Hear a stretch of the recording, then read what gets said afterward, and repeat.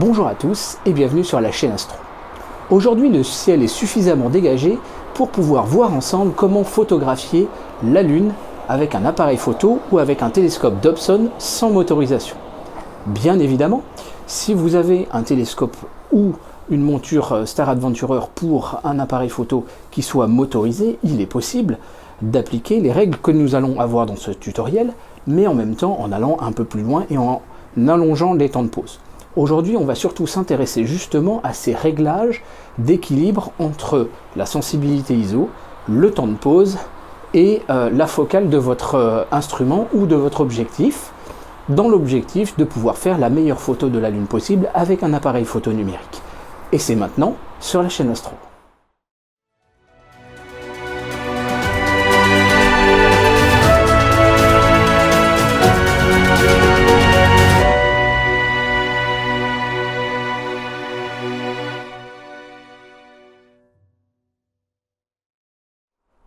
La première contrainte à considérer dans le cadre de notre étude qui nous intéresse aujourd'hui, elle est celui de la rotation de la Terre. Nous travaillons dans un premier temps sans motorisation.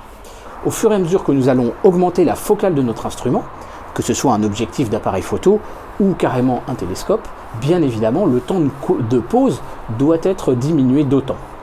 Donc pour essayer de contourner cette problématique et en tout cas d'essayer de faire la meilleure photo possible, on a deux pistes à explorer. La première, c'est bien évidemment d'essayer d'augmenter le temps de pause unitaire au plus long possible. Et donc pour ça, on va calculer en fonction de la focale et de l'échantillonnage qui tombe sur notre capteur, quel est le temps de pause maximal que l'on peut se permettre. Et la deuxième chose, elle est donc d'essayer de faire non pas une seule photo, mais d'en faire plusieurs et de les empiler, puisque finalement le bruit va être diminué au fur et à mesure qu'on va augmenter le nombre de pauses. Si je fais une seule photo ou si je fais 20 photos empilées, eh bien, bien évidemment, si j'arrive à les empiler correctement, et ça on verra ça dans un autre tutoriel pour ce qui est du traitement des images lunaires, eh bien on arrive à faire une photo qui soit nettement moins bruitée. Et à partir du moment où on a moins de bruit, on a la possibilité à ce moment-là de pouvoir tirer soit dans la luminosité, c'est ce qu'on fait en traitement de ciel profond, ou de pouvoir faire une transformation ondelette qui va nous permettre de révéler un peu plus de détails. Quels que soient les capteurs que vous trouvez aujourd'hui dans le commerce, même un 50 mégapixels en full frame ou un 31 mégapixels en APS-C, ce sont à peu près les meilleurs capteurs actuellement dont on discute, le 31 mégapixels n'est pas encore sorti chez Sony, eh bien on sera toujours encore sous-échantillonné, quel que soit à peu près l'instrument qu'on va utiliser, sauf exception de télescopes de très très longue focale. Là je parle plutôt des lunettes d'observatoire professionnelles, comme la lunette Jonquière à Lille, l'Observatoire de Paris ou autre, ou éventuellement aussi des télescopes de type Grégori. Mais sinon, sur des Newton, des Schmidt ou des Maksutov ou des Ritchey Chrétien, on reste encore sous-échantillonné avec les appareils photo du commerce. Donc à partir du moment où l'image est sous-échantillonnée, en fait, on peut aller tirer avec des ondelettes, il y aura quand même des informations à aller trouver. Et bien évidemment, là, ça va être dépendant du bruit. Donc la première chose à faire, c'est de voir un petit peu quels sont les réglages qu'on va faire sur notre appareil photo pour faire donc déjà des photos de la Lune en temps normal. Si vous n'avez pas de monture équatoriale, donc je vous l'ai dit, la Terre tourne, et donc bien évidemment, si votre temps de pause est trop long, vous allez avoir un flou filé. On serait tenté de se dire, puisque tous les appareils photo numériques sont quand même bruités, on va essayer de prendre les ISO minimum, on va se mettre à ISO 100 et on va essayer de faire une photo avec une belle luminosité. On entend dire également qu'il faut avoir un diaphragme un petit peu fermé, etc. On va faire une photo. Et vous allez faire votre photo et puis vous allez finalement manquer un petit peu de qualité, de netteté d'image. En réalité, c'est pas comme ça effectivement qu'il faut s'y prendre. Il faut calculer quel est le temps de pause maximal que vous pouvez faire avec votre objectif en fonction de sa focale et en fonction de la finesse, donc de l'échantillonnage de votre capteur. Donc vous pouvez voir à l'écran un tableau récapitulatif qui vous donnera les principaux capteurs sur le marché, que ce soit des capteurs donc au format APS-C ou des capteurs au format full frame, c'est ce que vous pouvez voir sur la gauche. Alors je m'excuse tout de suite auprès des Nikonistes, je n'ai rien contre les appareils photo de la marque Nikon, c'est simplement que je ne connais pas spécialement la gamme, pareil pour les appareils de chez Lumix, etc. Par contre, là, vous trouverez probablement des capteurs à peu près équivalents. C'est pourquoi vous avez une colonne MPX qui vous donne à peu près la taille en mégapixels de votre capteur. À partir de ça, on peut calculer la taille des photosites, donc des petites cellules qui vont faire les pixels de votre capteur en millimètres et donc en fait en micromètres. Ensuite, vous allez voir sur la droite les principales focales d'objectifs. Donc bien évidemment, là on va s'intéresser à la Lune, donc en fait on s'aperçoit qu'en dessous de 50 mm, vous avez tout le temps que vous voulez pour pouvoir faire vos photos, donc on va commencer à partir de 50 mm et on va aller jusqu'à des focales beaucoup plus longues. Donc on va aller jusqu'à 3,60 m par exemple pour avoir un bon panachage. Donc de différentes configurations un petit peu répandues, l'important finalement ça va être la focale. Et à partir de ce moment-là, vous avez un échantillonnage en secondes d'arc par pixel qui correspond à la portion de ciel que votre pixel est en train de capter. La rotation de la Terre est de 15 degrés par heure, donc 15 minutes d'arc par minute, 15 secondes d'arc par seconde. Et il faut se donner une tolérance vis-à-vis de notre photo. Là, on va chercher à faire la photo vraiment avec un maximum de piqué. On n'a pas de problème tellement de luminosité comme c'était le cas quand on veut photographier le ciel profond, la Voie lactée ou une comète. Et donc là, on va se donner une tolérance de 1,15 pixels le temps de notre pose.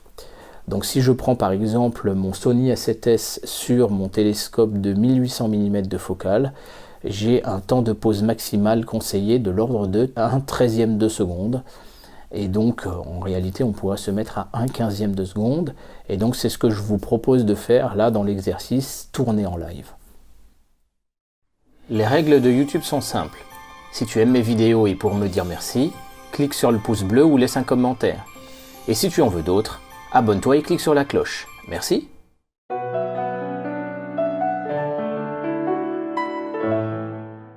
Donc là, j'ai un Canon EOS 450D avec un zoom 18-270 de chez Tamron.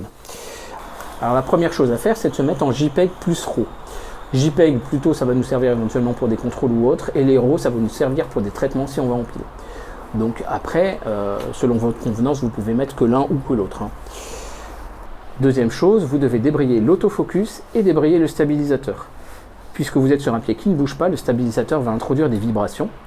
Et en fait, au niveau de l'autofocus, en réalité, sur ce qui est de l'infini et de l'astronomie, généralement, il jardine. Donc en fait, on va travailler vraiment en manuel.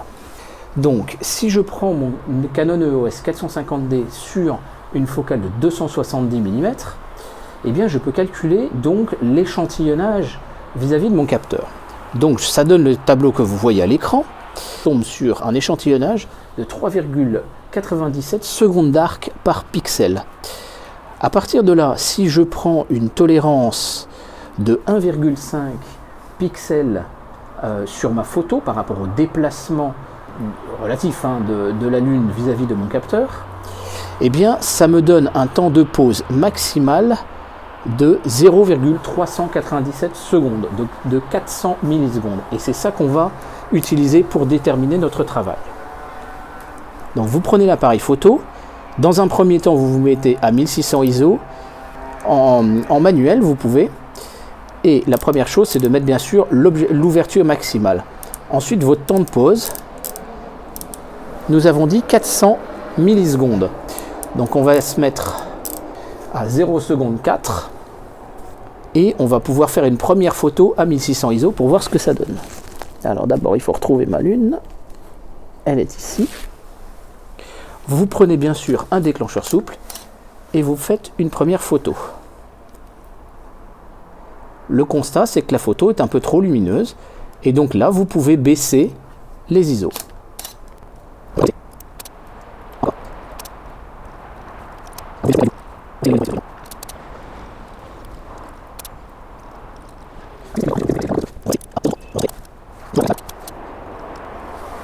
Là, on obtient une photo qui est assez nette, qui n'est pas saturée, donc j'ai toute l'information que j'ai besoin d'avoir, mais je ne suis pas en train de saturer certaines zones de mon image qui deviennent totalement blanches. Et donc à partir de ce moment-là, je fais un dernier contrôle, je suis centré, et là, et vous pouvez déclencher votre rafale. Et vous pouvez faire au moins une vingtaine de photos. Vous pouvez entendre que le buffer commence un petit peu à saturer, mais là, on est en train d'accumuler du signal. Et donc à chaque fois, c'est 1/3 de seconde qui rentre comme information, et on ira empiler ces photos ensemble, de façon, du coup, à avoir une photo qui va cumuler, si je fais 10 photos, et ben, qui va cumuler 3 secondes de pause au total. Donc elle sera mécaniquement moins bruitée, et à partir de ce moment-là, on va pouvoir tirer l'information. Alors quand on regarde la série, la Lune s'est forcément un petit peu décalée, mais ça c'est pas très grave, on le verra lors du traitement.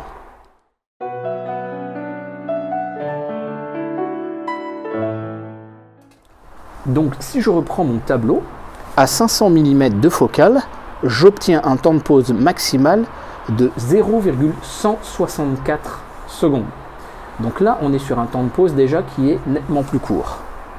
164 millisecondes, ça correspond à 1/6 de seconde.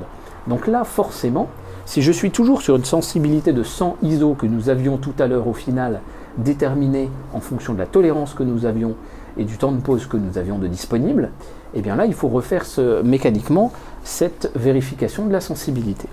Et la photo 32-42 est déjà un petit peu meilleure. Donc, seule l'expérience vous dira si c'est vraiment du bouger ou un problème de mise au point. Là, finalement, ça semble peut-être passer malgré les petites vibrations de l'appareil.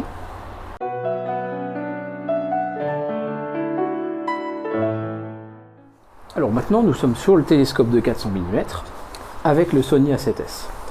N'oubliez pas de passer le Sony A7S en mode full frame et non pas en mode APS-C. Et donc là, nous avons vu le temps de pause maximal, c'est 1/13 de seconde. Donc on peut se placer, on peut améliorer un tout petit peu, à la limite, on va se mettre à 1/15 de seconde. Et là, baisser la sensibilité ISO. En rapport focal sur diamètre, je suis à 4,5 sur le télescope de 400. Donc résultat, j'ai en fait plus de lumière sur le Sony. Et sur le Sony, je peux me mettre à 100 ISO 1/13 de seconde et j'ai largement le signal que je veux. Voilà, donc je vous montre à l'écran, en plein écran, la photo qu'on vient de faire. Donc là, voilà, j'ai quelque chose de franchement tout à fait parfait. Donc je peux choisir effectivement. Et bien évidemment, c'est dans l'intérêt du bruit, je peux faire mes photos à 100 ISO et à 1/13 de seconde et les photos seront nettes. Dernier point, la question de savoir si on peut utiliser un multiplicateur de focale, multiplicateur 1,4 ou 2 fois. Oui, c'est tout à fait possible puisque la Lune est encore très très lumineuse et on peut donc le faire. Mais par contre, il y a quand même un truc à comprendre très très important.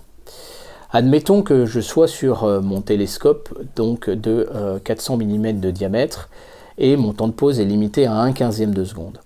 Le simple fait de doubler la focale, donc je passe à 3600 de focale, et vous pouvez le voir sur le tableau, à ce moment-là, mon temps de pause maximal est divisé par 2. Donc le temps de pause est plus court, mais la deuxième chose aussi, c'est que le rapport focal sur diamètre est multiplié par 2. Donc en fait, votre image va être 4 fois moins lumineuse. Et donc en réalité, par rapport au temps de pause et à la sensibilité ISO et à l'ouverture de votre appareil, vous allez devoir en réalité multiplier par 8 votre sensibilité ISO. Donc si vous étiez à 100 ISO, vous allez passer directement à 800 ISO pour obtenir donc une photo avec un doubleur de focale. Donc là, il faut faire quand même très très attention parce que bien évidemment, l'image va commencer à devenir un peu plus bruitée. Donc bien évidemment, l'objectif c'est d'additionner un maximum de photos. Donc on verra dans le prochain épisode comment, dans les prochains épisodes, comment aligner ces photos. Vous allez voir que c'est pas très très compliqué. Par contre, veillez soin à accumuler quand même un minimum de signal, sans bien évidemment que les parties les plus lumineuses de la Lune ne soient cramées finalement sur votre photo. Voilà, donc les considérations d'usage sont toujours un peu les mêmes et elles sont toujours valables concernant la Lune et particulièrement la photo de la Lune. La turbulence instrumentale et la turbulence de votre site dont nous avons parlé concernant l'observation, vous serez encore soumis à cette problématique quand vous allez faire des photos. Donc pensez à la mise à température, faites attention à ce qu'il y a en dessous de la Lune, par exemple une maison devant vous. Bien évidemment, méfiez-vous après ça de la rosée et donc isolez le tube comme il faut. Donc là, bien évidemment, je ne peux pas vous donner de règles d'or. Il faut faire attention à ça, je vous renvoie à l'épisode précédent si vous ne l'avez pas encore vu. Vous avez maintenant à peu près toutes les considérations par rapport à ce qui est d'une photo sur pied fixe ou avec un Dobson. Maintenant, pour les propriétaires de montures équatoriales, là on va travailler un petit peu différemment. Alors on parle toujours des photos à l'APN, bien évidemment. Vous pouvez beaucoup plus facilement utiliser un doubleur de focale puisque là vous n'avez pas de problème pour limiter le temps de pause. Et là en réalité on va travailler dans le sens inverse, c'est-à-dire qu'on va essayer de faire des pauses pas trop courtes. Vous allez pouvoir travailler par exemple à 1/10, 1/5 de seconde. Faites attention, peut-être que si vous allez à un temps de pause moindre, là vous risquez peut-être de souffrir de l'erreur périodique de votre monture, mais également de la turbulence qui finalement là va se mettre à faire quelque chose d'un peu flou. Et en réalité, là après, vous allez jouer sur les ISO, mais en fait vous pouvez vous permettre finalement un temps de pause beaucoup plus long que ce que vous pouviez avec un pied fixe. Et la limitation n'est pas la même, là c'est la turbulence, alors que tout à l'heure c'était plutôt la dérive de la Lune à cause de la rotation de la Terre. Voilà, donc maintenant vous savez tous les secrets de comment photographier la Lune. N'oubliez pas bien évidemment de faire des darks, c'est-à-dire des photos avec la même sensibilité ISO et le même temps de pause, mais cette fois avec le couvercle placé en lieu et place de l'objectif. Ces photos vont nous servir à traquer les pixels chauds de votre capteur et donc à les supprimer parce que sinon vous auriez des points rouge vif, vert vif ou bleu vif sur votre photo et ce serait quand même assez disgracieux. Vous pouvez également faire des flats, c'est-à-dire de photographier un écran blanc illuminé de façon à corriger les poussières et le vignettage puisque les optiques de votre instrument sont rondes alors que votre capteur est rectangulaire. Il y a de nombreux tutoriels disponibles sur internet, donc je vous renvoie à ces tutoriels. Il y en a par exemple un sur la chaîne Astronaute et je vous y renvoie.